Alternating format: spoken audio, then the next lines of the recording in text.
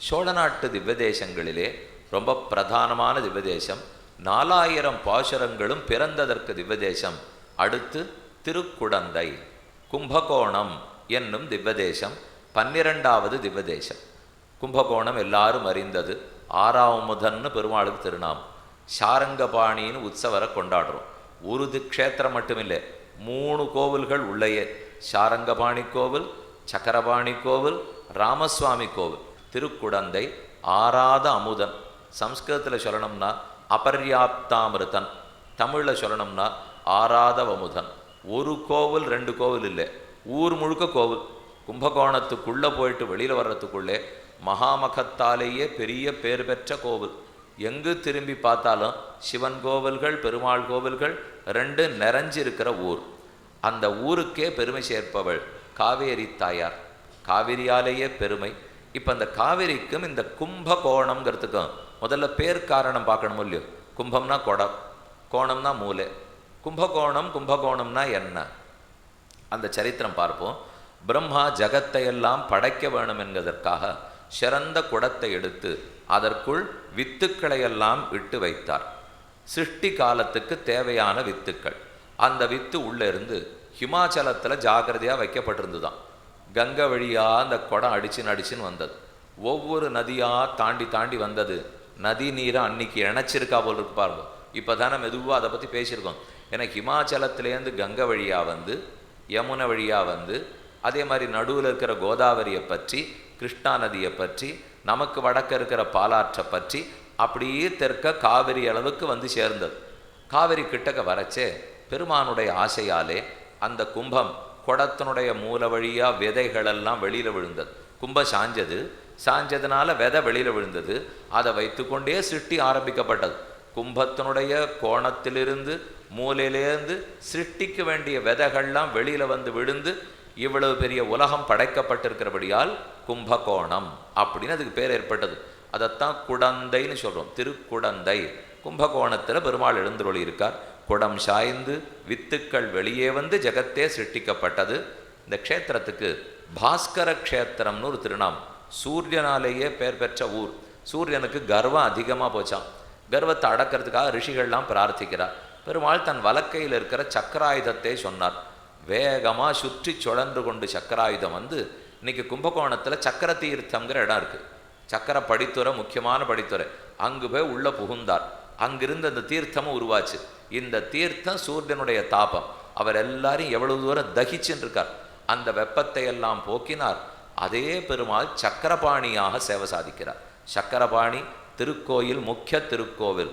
விஜயவல்லி நாயகியோடே கூட சக்கரபாணி பெருமாள் எழுந்தருளி இருக்கிறார். சுதர்சனவல்லி, விஜயவல்லி தாயார். விஜயவல்லி தான் தனிக்கோவில் நாச்சியார்.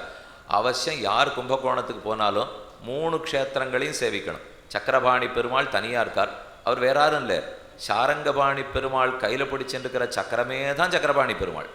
அவர் தான் சக்கரபாணி, இவர் தான் சாரங்கபாணி. பெருமான் வைகுந்தத்தில் பிராட்டியோடே பேசி கொண்டிருக்கிறார்.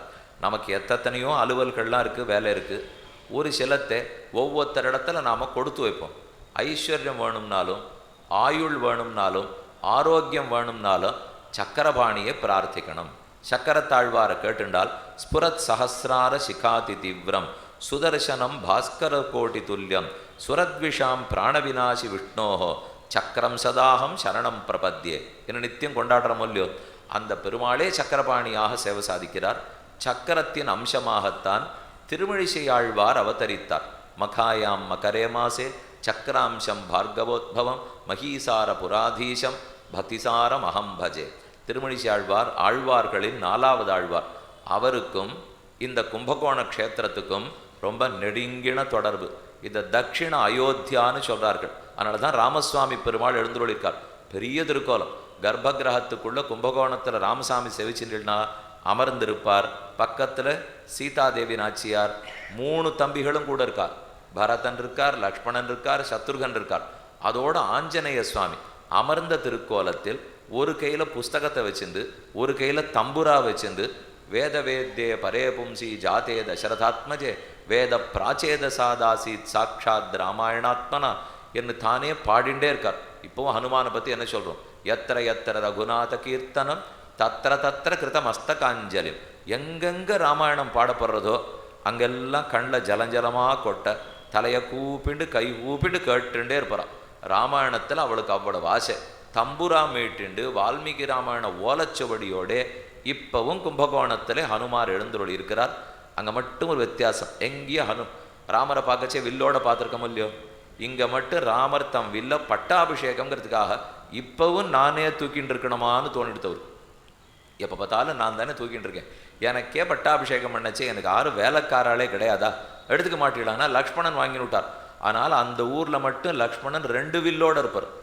தான் ஒரு வில்லை பிடிச்சிட்டு இருக்கார், ராமனுடைய வில்லையும் பிடிச்சிட்டு இருக்கார். 2 வில்லோட லக்ஷ்மணன் எழுந்துருளி இருக்கிறார். சாரங்கபாணி தனி கோவில், ராமசுவாமி தனி கோவில். இந்த ராமனே தான் இப்போ சாரங்கபாணி பெருமாள். சாரங்கம்னா வில், வில்லை கையில் ஏந்திய பெருமான் ஆறாவமுதன்னு சொல்கிறோம். மூலமூர்த்தி ஆறாவமுதன், உற்சவமூர்த்தி சாரங்கபாணி பெருமாள். இந்த சரித்திரம் என்னான்னு இப்போ பார்ப்போம். ஆச்சரியமான புஷ்கரணி, ஹேம புஷ்கரணி, கோமளவல்லி தாயார், சாரங்கபாணி பெருமாள். இவர் எப்போது எங்கிருந்து இங்கே வந்து சேர்ந்தார் தெரியுமோ? அது ஒரு சுவையான சரித்திரம். நம்ம எல்லாருக்கும் வெங்கடேச பெருமாள் சரித்திரம் தெரியுமோ இல்லையோ? அதாவது பிருகுமுனிவர் போனார், பெருமாளுடைய திருமார்பிலையே காலால் உதச்சுட்டார். அதனால நாச்சியாருக்கு ஒரே கோபம். அவள் தன்னிடத்தில் இருக்காம திருமார்பிலேருந்து விலகி எங்கோ போய் கோல்ஹாப்பூர் அப்படிங்கிற இடத்துல தபஸ் பண்ணிட்டு இருந்தாள்னு பார்த்தோம். இதுக்கு நடுவில் பெருமாள் தாயாரோட சேரணுங்கிறதுக்காக திருமலையில் வந்து பிறந்து தபஸ் பண்ணியிருந்தார். அப்போ தான் ஒரு புத்துக்கு கீழே இருந்து தபஸ் பண்ணிட்டு இருந்தார். மாடு கண்ணுக்குட்டி தினமும் வந்து பாலை கொட்டெடுத்து ஆகாசராஜனுடைய பெண்ணை கல்யாணம் பண்ணிக்கிறேன்னு பெருமாள் சொன்னார். இந்த சரித்திரம்னா உங்களுக்கு நன்னா தெரியும். ஸ்ரீனிவாச கல்யாணம், வெங்கடேச மகாத்மின் சரித்திரம். அப்போது கல்யாணத்துக்கு ஏற்பாடாயிடுது. அலர்மேல் மங்கை தாயார் பத்மாவதி தாயாருக்கும் வெங்கடேச பெருமாளுக்கும் கல்யாணம் பண்ணிக்கிறான்னு கோவித்து கொண்டு கோல்ஹாப்பூர்லேருந்து மகாலட்சுமி விட்டேனா பாரு, இந்த பெருமாளை நறுக்குன்னு 4 கேள்வி கேட்கணும் அப்படிங்கிறதுக்காக ரொம்ப வேகமாக வந்தாள். அவள் வராருங்கிறத தெரிஞ்சு ஸ்ரீனிவாச பெருமாள் பிடித்தார் ஓட்டம். இவளுக்கு நாம் பதில் சொல்ல முடியாது, அவளை நீங்கினோம், அவளுக்காக தபஸ் பண்ணிட்டு இருக்கோம். சரி, அவள்கிட்டேருந்து தப்பி போம் ஓடி வந்தவர் வடக்கேந்து, இது நடந்துட்டு இருக்கிறது திருமலையில். இப்போ திருமலையிலேருந்து கிடுகிடுன்னு தெற்கு நோக்கி வந்தவர் கும்பகோணத்துக்கு வந்துட்டார். வந்தவர் கீழே ஒரு நிலவரை ஆட்டம் போய் புகுந்து விட்டார். இப்பவும் சாரங்கபாணி கோவிலுக்குள் பாத்தாள ஸ்ரீனிவாசர் அப்படிங்கிற பெருமாள் இருக்கார். இது ஒரு சரித்திரம். இப்போ மற்றொரு சரித்திரம். நீங்கள் அந்த பெருமாளுடைய கர்ப்பகிரகத்தை சேவிச்சீங்கன்னா அது ஒரு தேர்னுடைய அமைப்பாட்டமே இருக்கும். இந்த பக்கம் சக்கரம் இருக்கும், இந்த பக்கம் சக்கரம் இருக்கும். 2 வாசல் இருக்குது, தட்சிணாயன உத்தராயண வாசல். அந்த 2 வாசல் கீழே ஒரு இடத்துல சொன்னேனோ இல்லையோ, உத்தராயண வாசல் தட்சிணாயன வாசல். தை மாதத்துலேருந்து இந்த வாசல் வழியாக போகணும், அதே மாதிரி ஆடி மாதத்துலேருந்து மற்றொரு வாசல் வழியாக போகணும். இந்த 2மே அங்கே இருக்குது. கோமளவல்லி தாயாருடைய தனி கோவில் நாச்சியார் சன்னதி. ஹேம மகரிஷி, ஏற்கனவே பிருகு மகரிஷின்னு சொன்னேன். அந்த பிருகுதான் ஹேம மகரிஷியாக திரும்ப அவதரித்தார். அவருக்கு ஒரு ஆசை, பெருமானே அவரை கல்யாணம் பண்ணிக்கிறதுக்கு நாச்சியார் பிறக்கணும், எம் பெண்ணாக பிறந்து பெருமானை திருக்கல்யாணம் பண்ணிக்கொள்ள வேண்டும். அதனால நாச்சியார் கும்பகோணத்துக்கு ஓடி வந்தவள், பெருமாள் உள்ளே போய் மறைஞ்சுனுட்டார், தப்பிச்சுனுட்டார்னு உடனே நாம் இங்கிருந்து தவம் புரிந்து பெருமானை அடைவோம், பிருகு மகரிஷிக்கு புதல்வியாக பிறப்போம் என்று நினைத்து ஹேம மகரிஷி, அவர் தான் இப்போ ஹேம மகரிஷியாக இருக்கார். ஹேமனா பொன், பொன் ஸ்வரணம், பொற்றாமரை குளம். ஹேம புஷ்கரணி தான் அந்த ஊர் புஷ்கரணியே. அந்த புஷ்கரணியிலேயே தோன்றி ஹேம மகரிஷிக்கு புதல்வியாக வளர்ந்து வந்தார். தை மாதம் மகர சங்கராந்தி, பொங்கல் பண்டிகை, மகர சங்கரமணம்னு சொல்லுவோம் இல்லையோ, அன்னைக்கு பெருமாள் அவளை வந்து திருக்கல்யாணம் பண்ணி கொண்டார். கல்யாணத்துக்காக தேரோட வந்தார். அந்த தேராவே தான் இன்னைக்கு அந்த கோவில் கர்ப்பகிரகமே இருக்குது. சக்கரம் 2 பக்கம் இருக்குன்னு சொன்னேனே, அதனால் தேர் சக்கரத்தோட கர்ப்பகிரகத்தில் பெருமாள் எழுந்துள்ளி இருக்கார். அந்த இடத்துக்கு அவர் வந்தது ஆச்சரிய சரித்திரம். இப்போ ஸ்ரீரங்கம்னா பிரணவாகார விமானம்னு பார்த்தோம். இந்தூர் விமானத்துக்கு வைதீக விமானம்னு பேர். இந்த க்ஷேத்திரத்துக்கு வந்து நாச்சியாரை திருக்கல்யாணம் பண்ணி கொண்டு எழுந்துள்ளி இருக்கிறார். இதோ சாரங்கபாணி பெருமாளை சேவிச்சுட்டோம்னால் காண்பதற்கு கண்கள் கோடி வேண்டும். 7 ஆழ்வார்கள் பல்லாண்டு பாடியிருக்கார். முதல் ஆழ்வார்கள் 3 பாடினார். திருமணிசி ஆழ்வார், நம்மாழ்வார், ஆண்டாள் ஆகிய அனைவரும். அதை நம்மாழ்வார் பாடினது, ஆறாவமுதே அடியேன் உடலம் நின்பால் அன்பாயே, நீராய் அலைந்து கரைய உருக்குகின்ற நெடுமாலே, சீராறு சென்னல் கவரி வீசும் செழுநீர் திருக்குடந்தை, ஏறார் கோலன் திகழக் கிடந்தாய் கண்டே நெம்மானேன்னு போசரம். ரொம்ப அழகான சயன திருக்கோலம். இந்த சயனம் ஒரு சிறப்பான சயனம். மூலமூர்த்தி சயன திருக்கோலத்தில் இருக்கார். உற்சவமூர்த்தி சாரங்கபாணி நின்ன திருக்கோலம். இந்த சயனம் உத்தியோக சயனம். உத்தியோக சயனம்னா வேலை செய்யறதுக்கு எழுந்திருக்கிற சயனம். நம்ம படுத்துனுட்டோம்னா எழுந்திருக்கும் போது ஒரு பாதி எழுந்த நிலை இருக்கும் பாருங்க, அது போலத்தான் இந்த பெருமாள் இருக்கார். எதுக்கு இந்த அர்த்த சயனம், உத்தான சயனம், உத்தியோக சயனம்? காரணம் இருக்கு. திருமழிசை ஆழ்வார் இந்த கோலுக்கு வந்தார். இந்த பெருமாளுக்கும் திருமழிசை ஆழ்வாருக்கும் நெருங்கின தொடர்பு. ஒரு சிறப்பு பாருங்க, எல்லா பெருமாளுக்கும் பிரான் பிரான்னு பேர் இருக்கும், ஆழ்வார்களுக்கெல்லாம் ஆழ்வார்ங்கிற பேர் இருக்கும். ஆனால் இந்த ஊரில் மட்டும் ஆறாவமுத பிரான்னு பேர் இல்லை, திருமழிசை ஆழ்வார்னு பேர் இல்லை, திருமழிசை பிரான்னு பேர். பெருமாள்கிட்ட இருக்கிற பாதி பேர் ஆழ்வார்கிட்ட வந்துடுச்சு. ஆனால் ஆறாவமுத ஆழ்வார்னு பேர். பெருமாள் ஆறாவமுதனும் இல்லையோ, ஆழ்வார்கிட்ட இருந்த ஆழ்வார்ங்கிற பேர் அவர்கிட்ட படுத்து. திருமழிசை ஆழ்வார் இந்த ஊருக்கு வந்தார், பெருமாளை சேவிக்கிறதுக்கு போயிருக்கார். பெருமாள் எப்பவும் போல சயனிச்சிருந்தார். ஆழ்வாருக்கு கோபம் வந்துடுச்சு. எதுக்காக எப்படி சயனித்து கொண்டிருக்கிறாய்?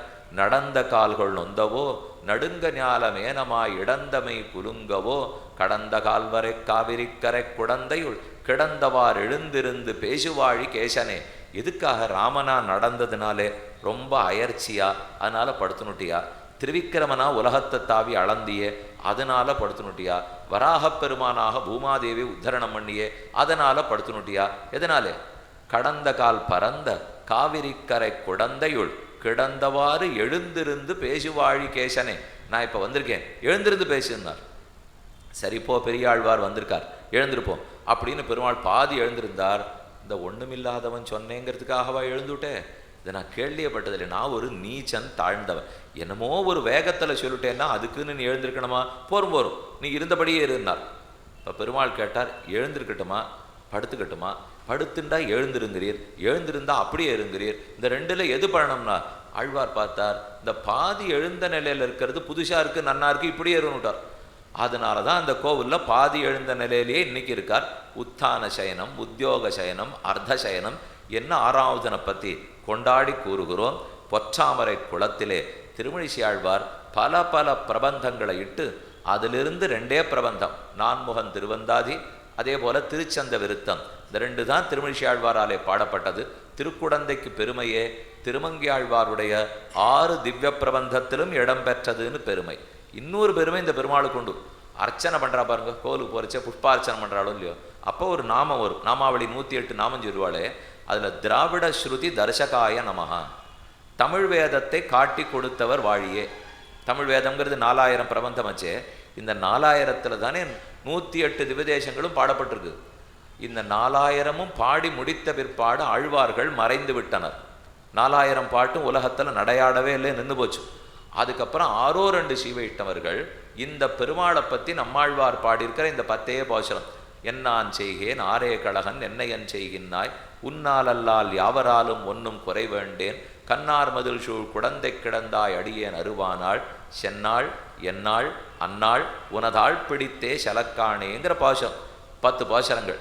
இதை கொண்டு போய் நாதமுனிகள்ங்கிற இடத்துல சொல்கிறா. அப்போ 4000மே இல்லை, இந்த 10 பாட்டுன்னு தான் இருந்திருக்கு. இந்த 10 பாட்டு அவர்கிட்ட போய் சொல்ல உடனே நாதமுனிகள் பாடி பாடி பார்க்குறார். ஓ, இது 1010ன்னு வருதே. உடலை அன்பின் பேச்சு முலையூடு அவள உயிருண்டான் கடல்கள் அவையே சரணாக கொண்ட குருகூர் சடகோபன் குடலில் மறிய சொன்ன 1010 மடலதீரவல்லார் காமர்மானை நோக்கியற்கே 1000 பாடல்களில் 10ன்னு வந்தது.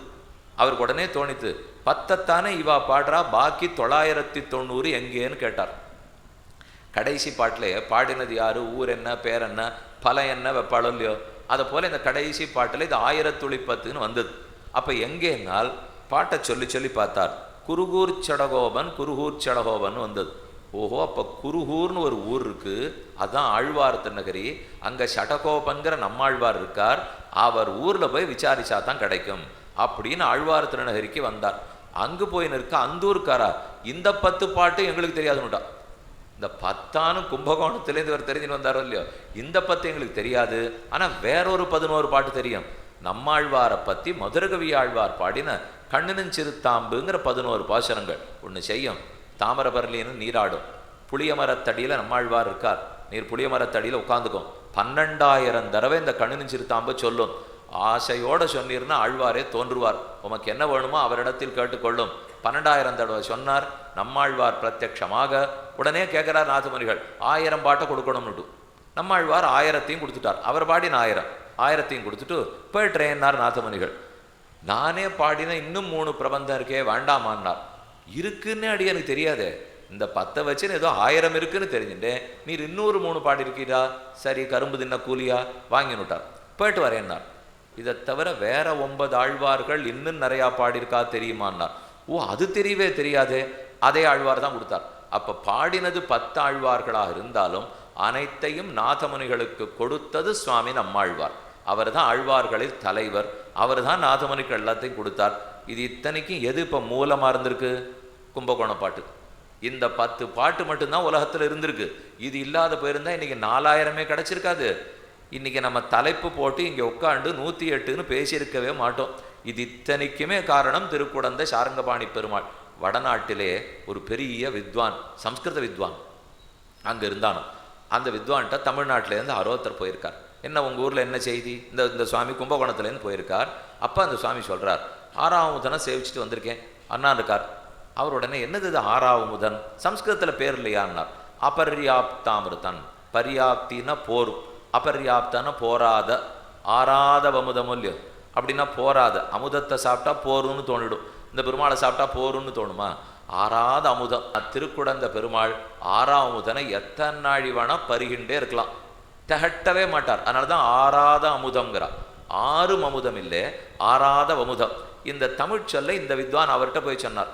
உடனே அந்த சம்ஸ்கிருத வித்வான் அபர்யாப்தாமிருதம் 6ஆம் அமுதம், அபர்யாப்தாமிருதம் 6ஆம் அமுதம் மாற்றி மாற்றி சொன்னாரா. அது என்னமோ 6ஆம் அமுதம்னு சொல்லச்சே அப்படி மனசு தவிக்கிற மாதிரி, வாய் இனிக்கிறா போலே. அபர்யாப்தாமிருதம்னு சொல்லச்சே அவ்வளவு சுவையா இல்லை. அதனாலே இந்த சம்ஸ்கிருதம் நடையாடுற வடதேசத்தை விட்டுட்டு அழகான 6ஆம் அமுதன்கிற தமிழ் பேர் இருக்கிற கும்பகோணத்துக்கே போய் தங்கிடுவோம் அப்படின்னு வடக்கேந்து அவர் தெற்கே வந்துட்டார்னு சரித்திரம். அந்த நாளிலிருந்து தமிழினுடைய இனிமை கும்பகோணத்தாலேயே பிரசித்தி பெற்று விளங்குகிறது. திருக்குடந்த 6ஆம் தாழ்வான் கோமளவல்லி தாயார். இன்னைக்கும் பெருமாளுக்கும் தாயாருக்கும் ஒரு திருக்கோலம் ஜாத்திரா. பெருமாளுக்கு தாயார் திருக்கோலம், தாயாருக்கு பெருமாள் திருக்கோலம்.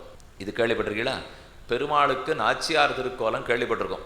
ஆனால் இந்த ஊரில் மட்டும் கோமளவல்லி தாயாருக்கு சாரங்கபாணி திருக்கோலம், சாரங்கபாணி பெருமாளுக்கு கோமளவல்லி தாயார் திருக்கோலம்லாம் சாத்திட்டு தரையை போட்டுட்டு அர்ச்சகர் வெளியே வந்துடுவார்.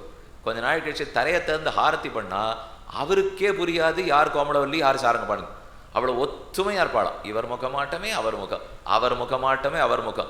2 பேரும் ஏற்று ஹேம புஷ்கரணியிலே கோமளவல்லி தாயார் உருவாகி இந்த பெருமான திருக்கல்யாணம் பண்ணிக்கிறது அவசியம். இன்னைக்கும் கோலாகலமான உற்சவம். அவசியம் பக்தர்களுக்கு திருக்குடந்த 6ஆம் அனுகிரகமும் திருமழிசை ஆழ்வார் அனுகிரகம், அவருக்கு சிறந்த பக்தர் திருமழிசை ஆழ்வாருடைய அனுகிரகம் கிட்டணும்னு பிரார்த்தித்துக் கொள்கிறேன்.